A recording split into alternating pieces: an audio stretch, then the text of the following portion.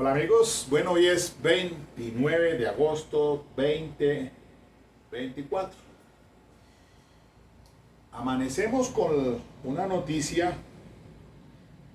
de cadena perpetua contra este joven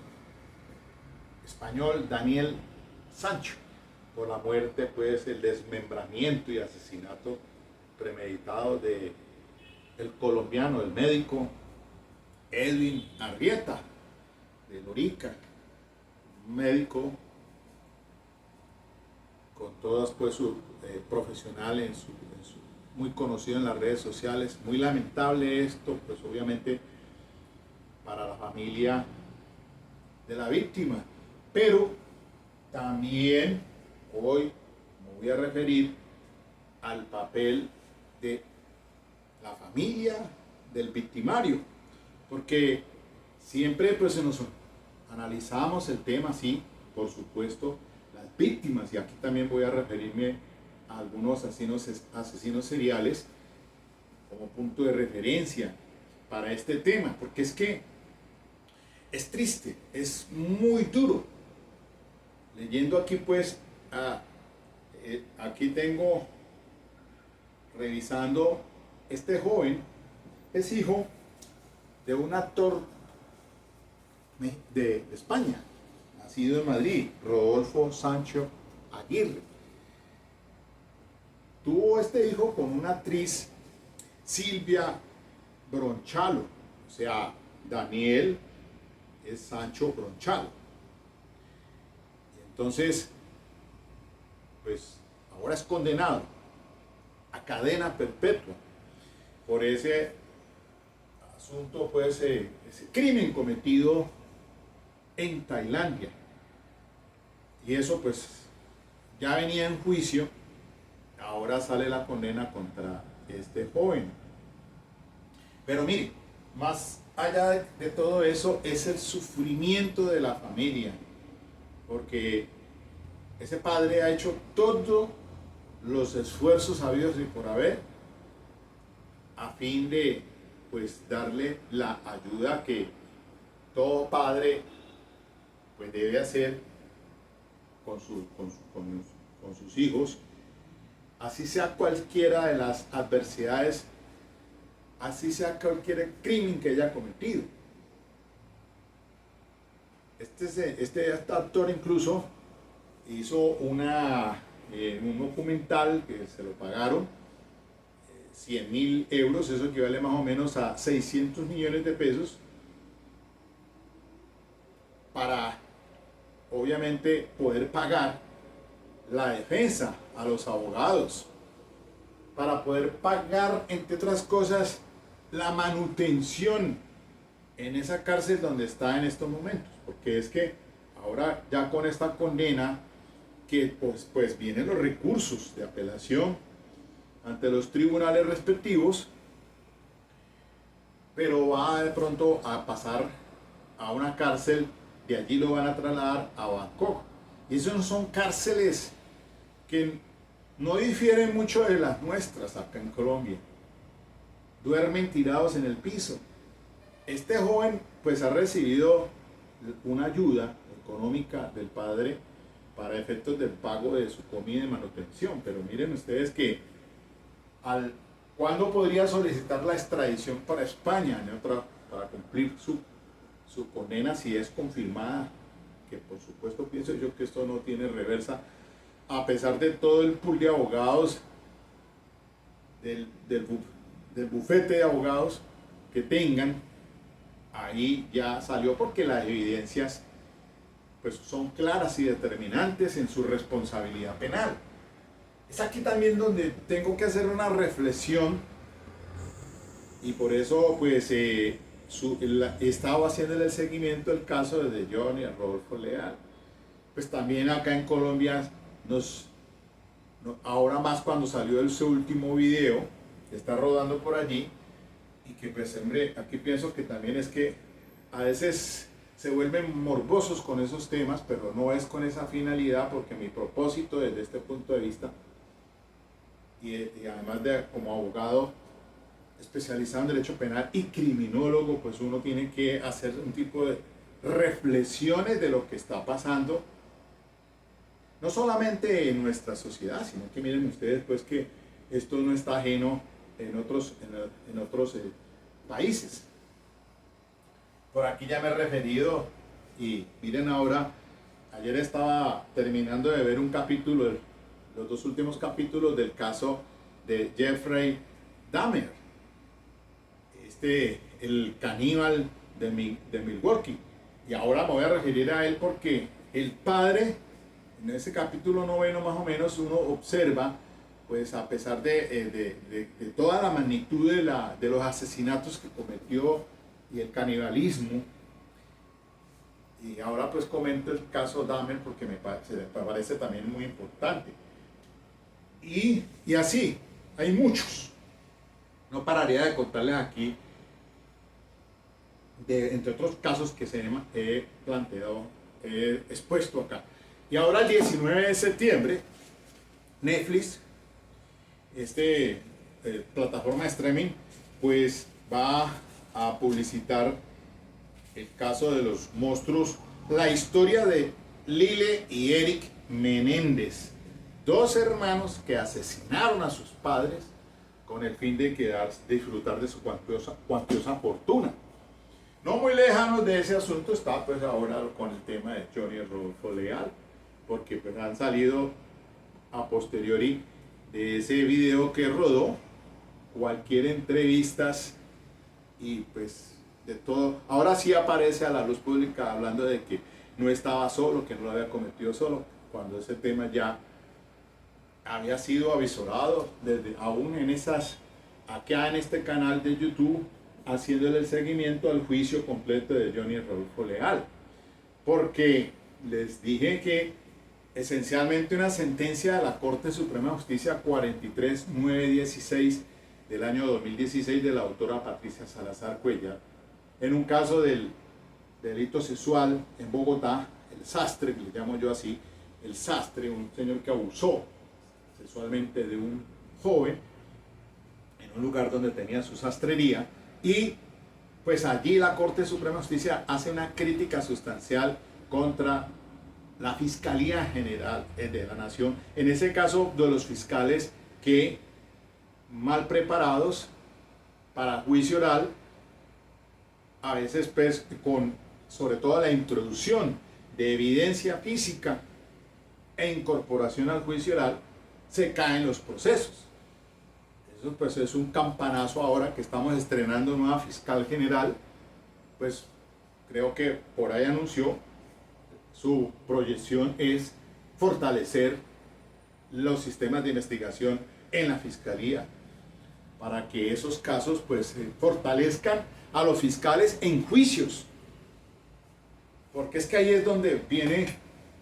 el gran problema. Entonces en ese caso le hice el seguimiento académicamente a Johnny Rodolfo Leal, fue con la visión de que se dieran cuenta ustedes de que el fiscal a cargo de este asunto tuvo la capacidad suficiente de introducir evidencia física, elementos materiales de prueba, con los que terminó finalmente condenado a 55 años por la juez de Bogotá, que está en apelación ahora. Y las fallas que vimos allí en el tema de los interrogatorios y contrainterrogatorios, la abogada que inicialmente tuvo esa defensa, que medio se enderezó después que llegó Daniel Peña, pero que pues de todas maneras se logró el objetivo, porque es que estos crímenes a puerta cerrada, estos crímenes de los que yo ya he referido varias horas, que huelga pues no tengo que pues anunciarlos porque me parece importante. Ustedes saben muy bien que la literatura abunda sobre esos temas de investigación criminal para fortalecer a los investigadores, ¿no? Los crímenes de la calle Morgue, de Edgar Allan Poe, un libro de Arturo Pérez Reverte reciente que sacó el autor español, El problema final, así se llama ese libro, uno extrayéndose tipos de detectives, más o menos novelas de detectives como Arthur Conan Doyle también, ¿no? El perro de los Baskerville, Baskerville, de Agatha Christie, también mencioné allí, Asesinato de Ackroyd, y así. Recientemente un cibernauta le agradezco mucho, me dijo, me leí un libro y es el de 500 horas de angustia al borde de la muerte, de Héctor, yo miré por allí, no lo tengo, pero lo voy a conseguir, Héctor Horacio Borges Castañeda. Y él dice así brevemente que era alguien que salió de allá de la isla Gorgona, porque por aquello de que yo hice un documental, pues haciéndole el seguimiento a un criminal serial, el monstruo del charquito, el asesino de las vírgenes, y este sujeto logró escapar de la prisión de máxima seguridad considerada que era la isla Gorgona, que funcionó pues del 60 al 85, que la desmanteló fue Belisario Betancourt, y ahora es una reserva natural. Entonces ese libro, dice él que lo leyó y que allí hace un relato sobre algunas historias que cuentan esos presos allá cuando estuvieron en esa isla, prisión,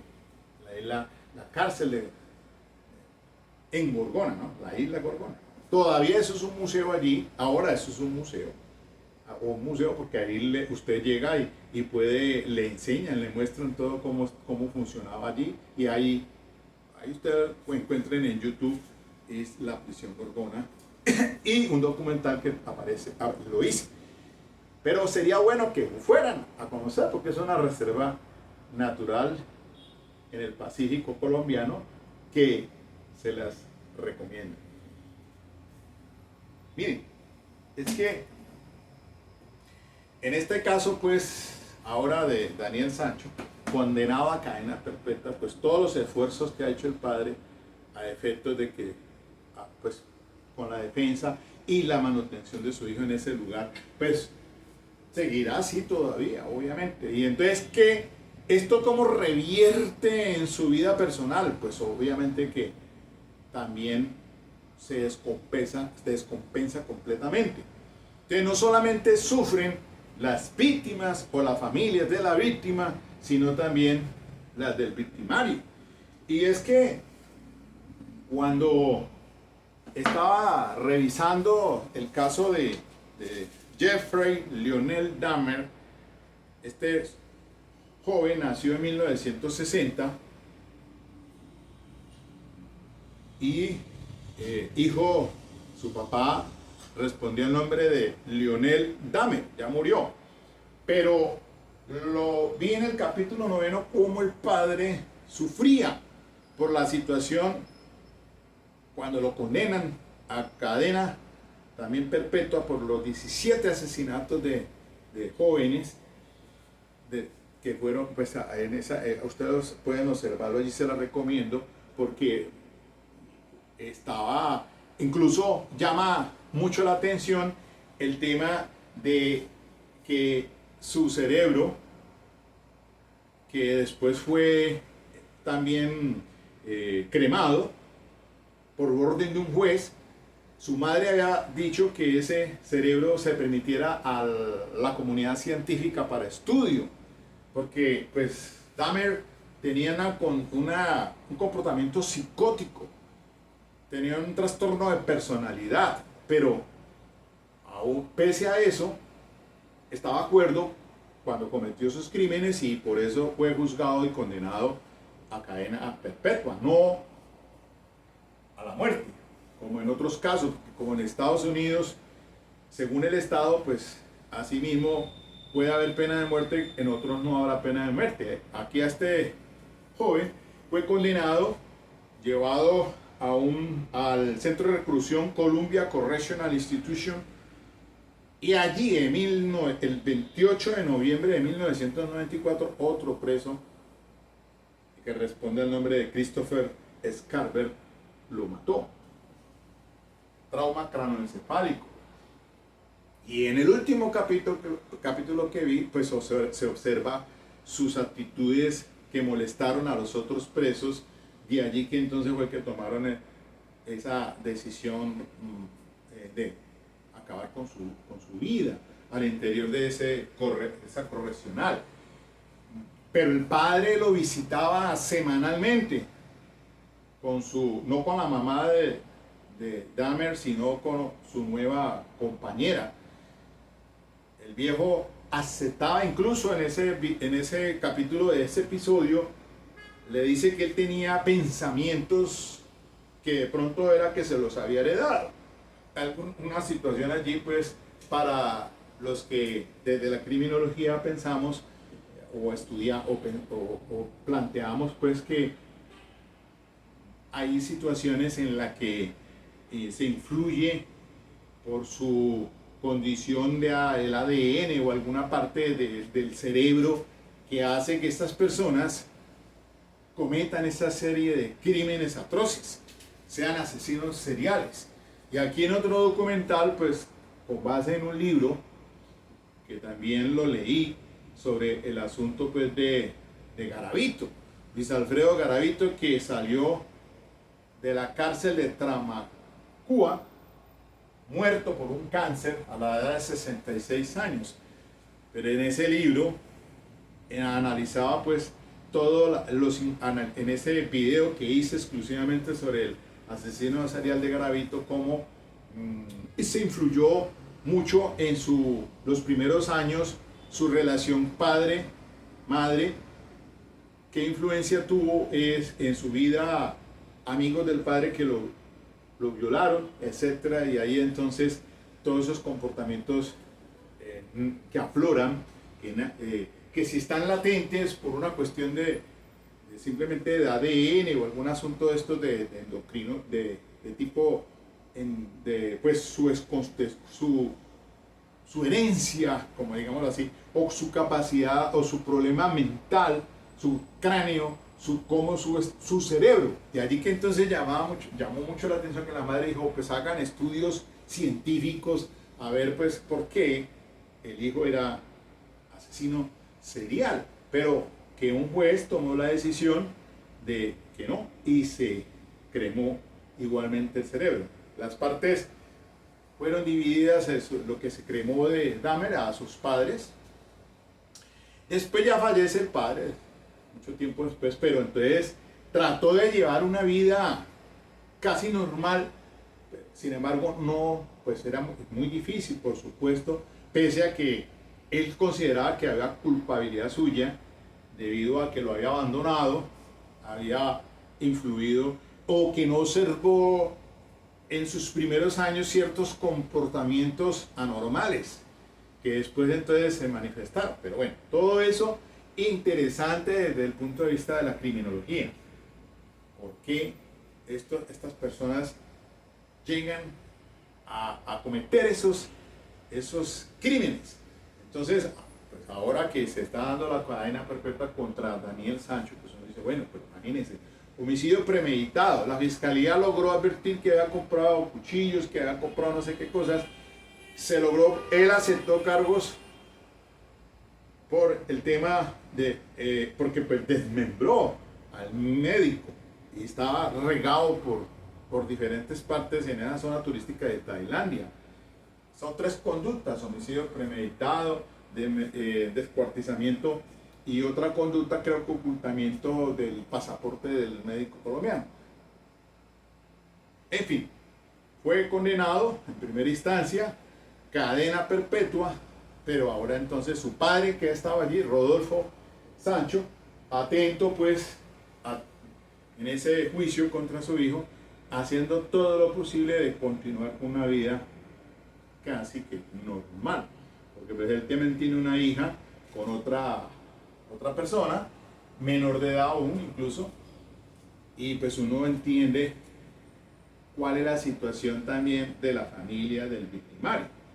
No lo excuso, ¿no? Es decir, no es tema de, pues que, claro, el hijo cometió un hecho, pero mire los que son padres de familia. Yo soy padre de familia, tengo 2 hijos, y pues también uno debe ponerle la lupa a ese tema. Ahora, por mi experiencia en infancia y adolescencia, durante 5 años que estuve como defensor público, y se da cuenta uno la problemática tan compleja que hay al nivel de la familia. Madres solteras, madres, padres que no responden por sus hijos, los padres negativos, convivencias en los barrios con alto índice de criminalidad, etcétera, etcétera, el pan de cada día. Recientemente no escucharon ustedes el tema del muchacho, jovencito, adolescente, menor de edad, que mató a su papá, un mayor del ejército, y a su hermanita, e intento de homicidio a su señora, a la madre. Algo está pasando, algo está sucediendo. De allí que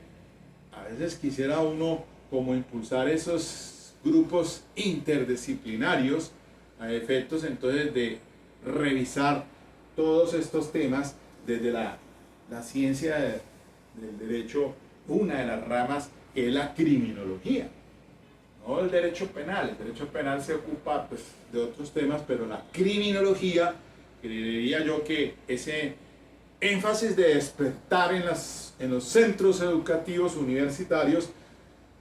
el interés por esa rama particularmente que estudia todos estos fenómenos para poder entender entonces toda esta clase de criminalidad que se genera a diario. Sí, eso entonces lo que quería pues comentar en el día de hoy a raíz pues del asunto ya de la condena de cadena perpetua contra Daniel Sancho por el asesinato del médico Edwin Arrieta Arteaga. Bueno, yo solamente son temas puntuales de reflexión, porque pues el caso de Johnny Rodolfo Leal pues creo que nos ocupó mucho la atención para comprender entonces ese aspecto del ser humano que está carcomido por toda esa serie de asuntos como de ambición, de codicia, de avaricia, y fuera de eso, trastornos de personalidad. Es un problema que la Organización Mundial de la Salud debería poner toda su atención sobre estos